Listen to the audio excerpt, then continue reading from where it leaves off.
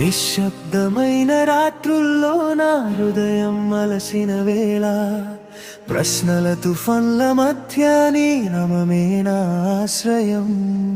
కులిపోయిన నా విశ్వాసాన్ని నీవే మళ్ళీ నిలిపావు.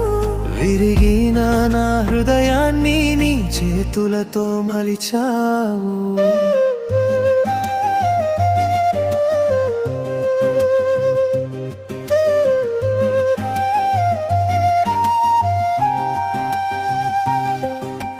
నా అడుగులు తడబడి వేళ, నా దారి చీకటై మూసిన వేళ, ఎవరు చూడని నా కన్నీలను నీవు లెక్కించి దాచితివి.